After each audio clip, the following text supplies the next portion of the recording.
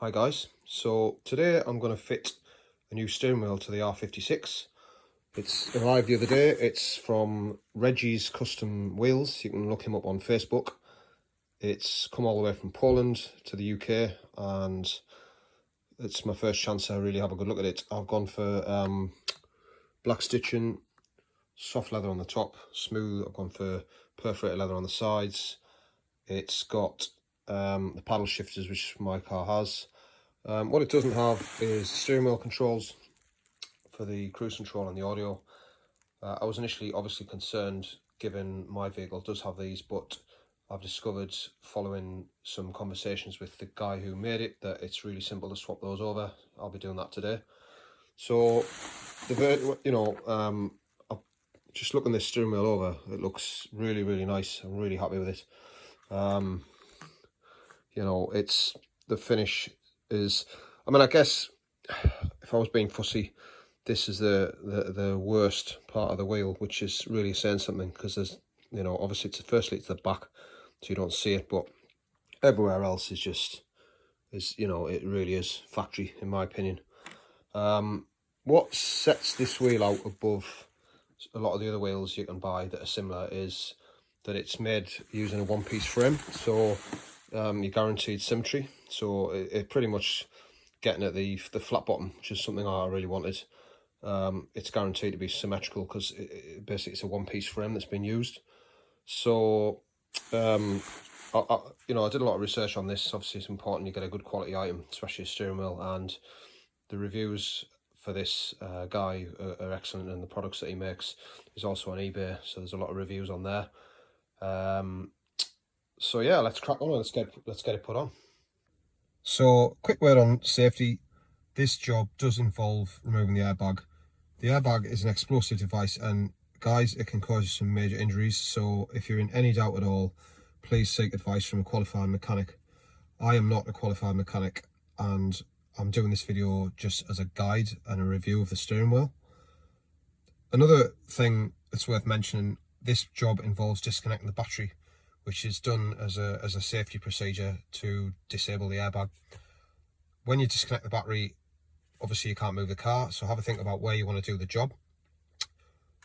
So as you can see there, I've got some gates that I have to open to get the car out of the garage. So what I don't want to do is park it in such a way that if I ran into a problem when I'm reconnecting the battery and for some reason I was unable to start the car, I wouldn't have to leave my garage like insecure all night. So it sounds simple, but it's something easy to overlook.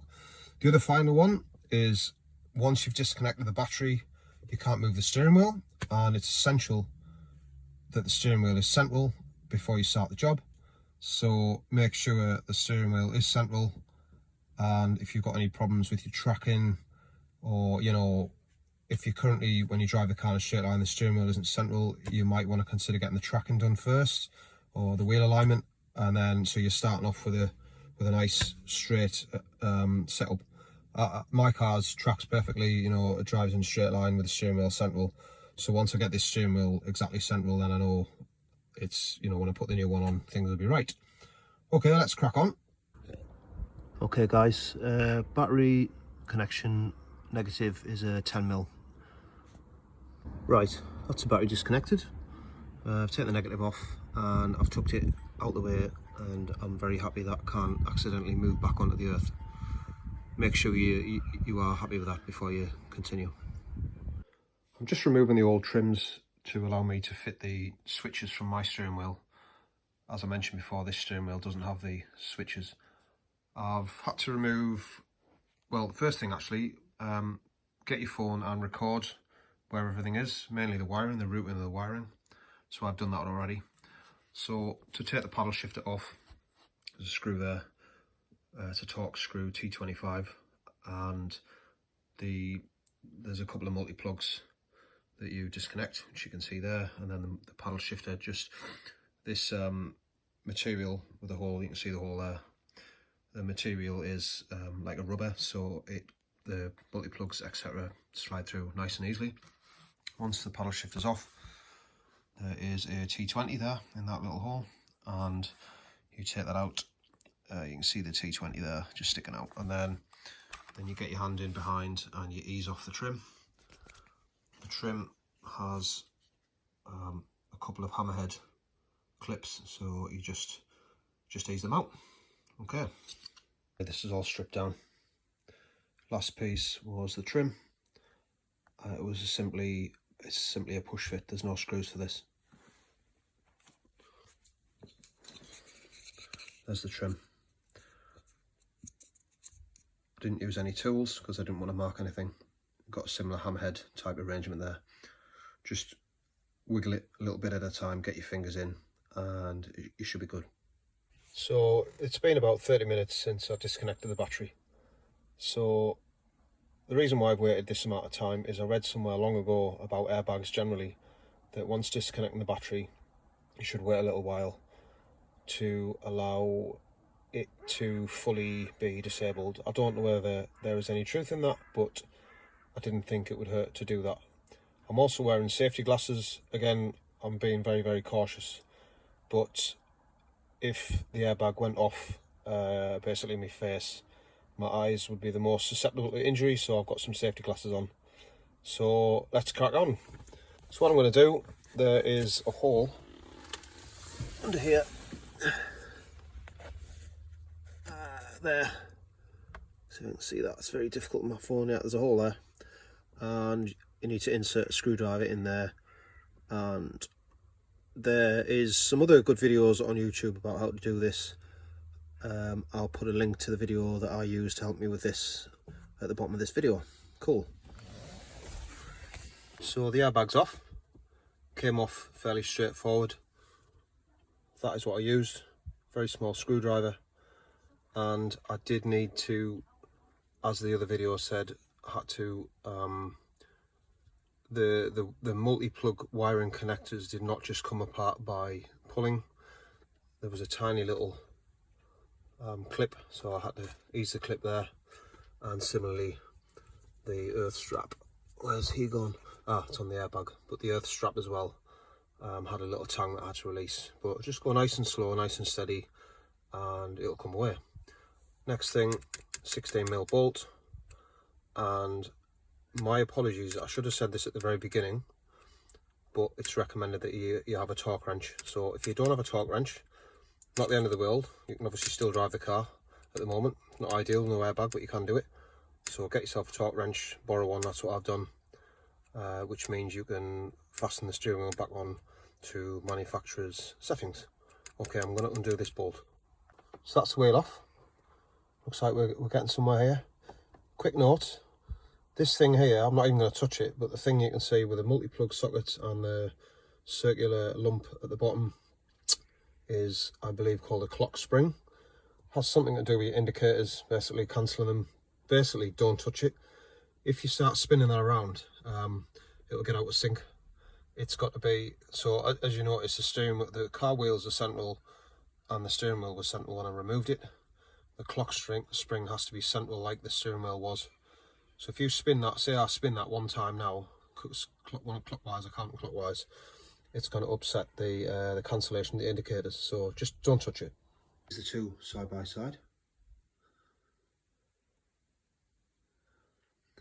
One thing the new steering wheel does get rid of is this ridge. I never liked this. The other thing was, I remember when I first got the Mini, I actually didn't even think this was leather. I mean, it is, but it's so sort of hard and shiny, it felt almost like plastic.